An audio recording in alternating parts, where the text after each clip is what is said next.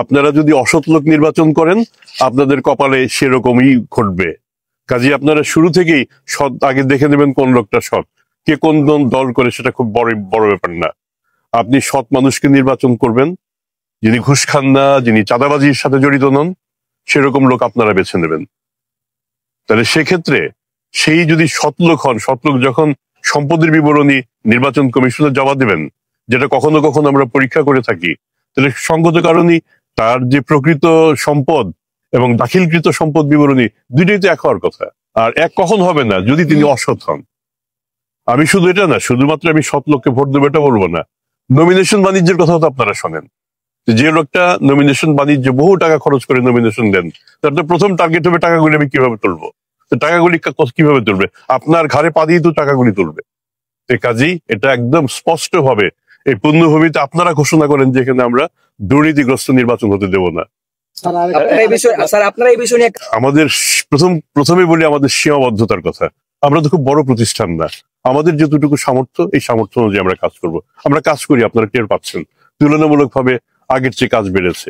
আমি শুধু একটা উদাহরণ দিই, 2008 সালের নির্বাচনে আমাদের সাবেক প্রধানমন্ত্রী যিনি দেশ ছেড়ে পালিয়ে গেছেন, তিনি যে সম্পদ বিবরণী দাখিল করেন তাতে শুধু একটা উদাহরণ দেই, তাতে কৃষি সম্পত্তির পরিমাণ তিনি সেখানে দেখিয়েছেন 5.21 একর।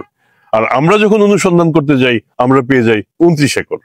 তাহলে আপনার কি দাঁড়ায়? তাহলে আপনার শুরুতেই তো আপনার সেই নমিনেশনটা বাতিল হওয়ার কথা ছিল, কিন্তু সেই নমিনেশনটা বাতিল হয় নাই।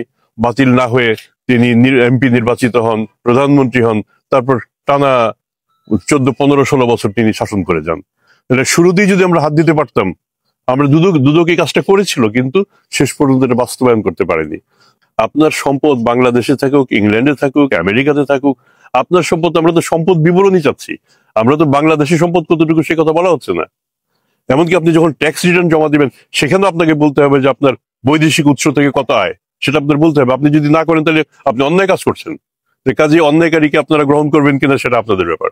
আপনি যে নামটা উচ্চারণ করলেন, তিনি আমার ধারণা অন্তত 20-25টা মামলার আসামি এবং দুদকের একটা মামলার আসামি।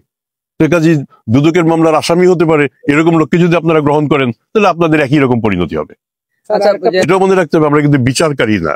বিচার করে কে? আদালত। আমরা বিচারের জন্য মাল মশলা তৈরি করে আদালতে দাখিল করি।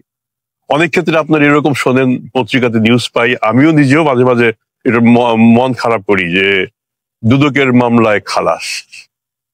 প্রথমত দুদকের মামলায় খালাস কি দুদক দেয় না কোর্ট দেয়?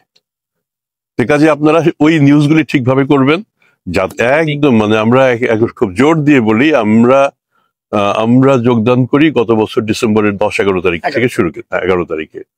এখান থেকে এই পর্যন্ত টিল ডেট মানে আমি অন্তত কোনো প্রেশার অনুভব করি না। আমার ধরেন আমার কমিশনার সহকর্মী তিনিও বলবেন তার উপরে কোনো প্রেশার নাই।